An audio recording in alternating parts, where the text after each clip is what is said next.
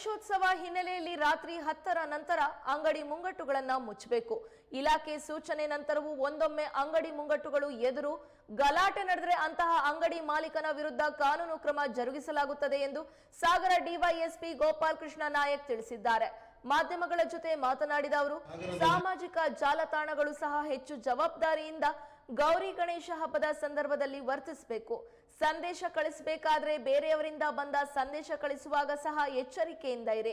ತೇಜೋವಧೆ, ಧರ್ಮಾಧಾರಿತ ಪ್ರಚೋದನೆ, ಇನ್ನೊಂದು ಧರ್ಮಕ್ಕೆ ಕೆಣಕುವಂತೆ ಇದ್ದರೆ ನಿರ್ದಾಕ್ಷಿಣ್ಯ ಕ್ರಮ ತೆಗೆದುಕೊಳ್ಳಲಾಗುತ್ತದೆ ಎಂದು ಎಚ್ಚರಿಕೆ ನೀಡಿದರು.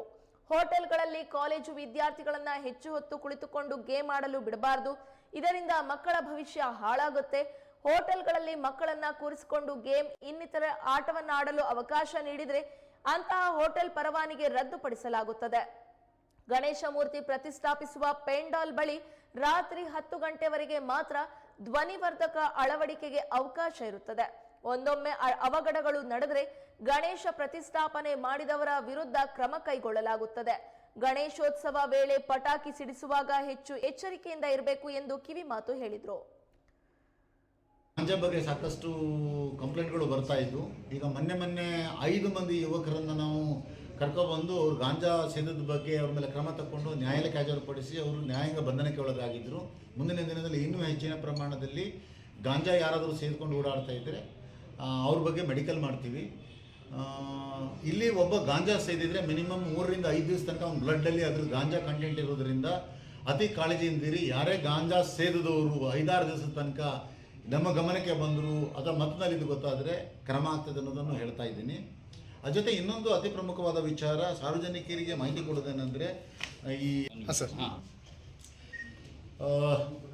ಎಲ್ಲ ನಮ್ಮ ಸಾಗರ ತಾಲೂಕಿನಾದ್ಯಂತ ಮುಂಬರುವ ಗೌರಿ ಗಣೇಶ ಹಬ್ಬ ಮತ್ತು ಇದು ಮಿಲಾನ್ ಅಂತಲ್ಲ, ಮುಂದಿನ ದಿನಗಳಲ್ಲಿ ನಾವು ವಿಶೇಷವಾದಂಥ ಕಾರ್ಯಾಚರಣೆ ಮಾಡ್ತಾ ಇದ್ದೀವಿ. ಮುಖ್ಯವಾಗಿ ನಾವು ಸೋಷಿಯಲ್ ಮೀಡಿಯಾವನ್ನು ಈಗ ವಿಶೇಷವಾಗಿ ಮಾನಿಟರ್ ಮಾಡ್ತಾ ಇದ್ದೀವಿ. ಸಾಗರ ಸಬ್ ಡಿವಿಷನ್ಗೆ ನಾವು ಒಂದು ವಿಶೇಷ SMMC ಅಂತೇಳಿ ಸೋಷಿಯಲ್ ಮೀಡಿಯಾ ಮಾನಿಟರಿಂಗ್ ಸೆಲ್ ಅಂತ ಮಾಡ್ಕೊಂಡಿದ್ದೀವಿ. ಈಗ ನಿನ್ನೆ ಒಂದು ಪ್ರಕರಣವನ್ನು ಪತ್ತೆ ಮಾಡಿದ್ದೀವಿ. ಸಾಗರ ನಗರದ ಒಬ್ಬ ಯುವಕ ಅಪಾಯಕಾರಿಯಾದಂಥ ಆಯುಧವನ್ನು ಹೊಂದಿರುವಂಥದ್ದನ್ನು ಫೋಟೋ ಹೊಡ್ಕೊಂಡು ಫೋಟೋವನ್ನು ಸೋಷಿಯಲ್ ಮೀಡಿಯಾ ಇನ್ಸ್ಟಾಗ್ರಾಮ್ದಲ್ಲಿ ಶೇರ್ ಮಾಡಿದ್ದಾರೆ. ಶೇರ್ ಮಾಡಿದ ಅಷ್ಟಲ್ಲದೆ ಅದರ ಕೆಳಗಡೆ ಕೋಟ್ ಹಾಕಿದ್ದಾರೆ, ಯಾವುದೇ ರೀತಿ ಕಾಂಪ್ರಮೈಸ್ ಇಲ್ಲ, ಯುದ್ಧನೇ ಅಥವಾ ಹೊಡೆದಾಟನೇ, ಫೈಟಿಂಗ್ ಎನ್ನುವಂಥ ಬೇರೆ ಬೇರೆ ಸಂದೇಶಗಳನ್ನು ಹಾಕಿದರು. ಅದಕ್ಕಾಗಿ ಅವರನ್ನು ನಾವು ದಸ್ತಗಿರಿ ಮಾಡಿ ಅವ್ರ ಮೇಲೆ ಕಾನೂನು ಕ್ರಮ ತಗೊಂಡು ಈಗಾಗಲೇ ಮಾನ್ಯ ನ್ಯಾಯಾಲಯದ ಮುಂದೆ ಹಾಜರುಪಡಿಸಿದ್ದೀವಿ.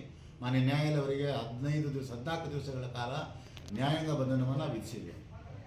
ಇಷ್ಟೇ ಅಲ್ಲದೆ ಸಹ ಪ್ರತಿಯೊಬ್ಬ ಯೂತ್ಸಿಗೆ ಅಥವಾ ಯಾರೇ ಇದ್ರೂ ಸೋಷಿಯಲ್ ಮೀಡಿಯಾದಲ್ಲಿ ನೀವೇನು ಸಂದೇಶವನ್ನು ಕಳಿಸ್ತಾ ಇದ್ದೀರಿ, ಮೇ ಬಿ ನಿಮಗೆ ಬಂದ ಸಂದೇಶವನ್ನು ಫಾರ್ವರ್ಡ್ ಮಾಡಬೇಕಿದ್ರೆ ಕಾಳಜಿ ಇರಿ.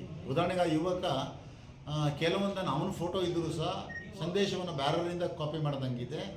ಸೊ ನೀವೇನನ್ನು ಕಳಿಸ್ತಾ ಇದ್ರಿ, ನಿಮ್ಮಿಂದ ಒಮ್ಮೆ ಫಾರ್ವರ್ಡ್ ಆಯಿತು ಅಂದರೆ ಅದು ನಿಮ್ಮ ಅಕೌಂಟಿಗೆ ಬರೋದರಿಂದ ನಿಮ್ಮ ಮೇಲೆ FIR ಆಗೇ ಆಗ್ತಾಯಿದೆ ಅನ್ನೋದನ್ನು ಎಲ್ಲ ಯುವಕರಿಗೆ ಮಾಹಿತಿ ಕೊಡ್ತಾ ಇದ್ದೀನಿ.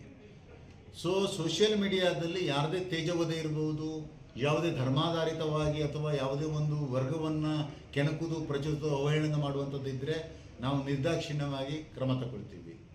ಆಯುಧವನ್ನು ಹಿಡಿಯುವ ವಿಚಾರದಲ್ಲಿ ಹೇಳಬೇಕಾದ್ರೆ ವೆರಿ ಸಿಂಪಲ್ ಹೇಳಬೇಕಂದ್ರೆ, ಒಬ್ಬ ರೈತ ತನ್ನ ಅಗ್ರಿಕಲ್ಚರ್ ಆ್ಯಕ್ಟಿವಿಟೀಸಿಗೆ ಬಳಸುವಂಥದ್ದು ಆಯುಧಗಳನ್ನು ಅವನ ಮನೇಲಿ ಇಟ್ಕೊಳ್ಳೋ ತನಕ ಅಥವಾ ಅವನ ಹೊಲಗಳಲ್ಲಿ ಬಳಸಲಿಕ್ಕೆ ಮಾತ್ರ ಅವಕಾಶ ಇದೆ. ಮಟನ್ ಅಂಗಡಿಯವನು ತನ್ನ ಮಟನ್ ಅಂಗಡಿಯೊಳಗೆ ಬಳಸ್ಬೋದು. ಅದನ್ನು ಪಬ್ಲಿಕ್ದಲ್ಲಿ ತಗೊಂಡು ಆಯುಧವಾಗಿ ಶೋ ಮಾಡೋದು ಅಥವಾ ಮಾಧ್ಯಮದಲ್ಲಿ ಅದನ್ನು ಬಿತ್ತರಿಸಿ ಆಯುಧದ ಲೆಕ್ಕದಲ್ಲಿ ಬಿತ್ತರಿಸಿದ್ರೆ ಅವ್ರ ಮೇಲೂ ಸಹ ನಾವು ಕ್ರಮ ತಗೊಳ್ತೇವೆ ಅನ್ನೋದನ್ನು ಇವತ್ತು ತನಕ ಅಥವಾ ಅವನ ಹೊಲಗಳಲ್ಲಿ ಬಳಸಲಿಕ್ಕೆ ಮಾತ್ರ ಅವಕಾಶ ಇದೆ. ಮಟನ್ ಅಂಗಡಿಯವನು ತನ್ನ ಮಟನ್ ಅಂಗಡಿಯೊಳಗೆ ಬಳಸ್ಬೋದು. ಅದನ್ನು ಪಬ್ಲಿಕ್ದಲ್ಲಿ ತಗೊಂಡು ಆಯುಧವಾಗಿ ಶೋ ಮಾಡೋದು ಅಥವಾ ಮಾಧ್ಯಮದಲ್ಲಿ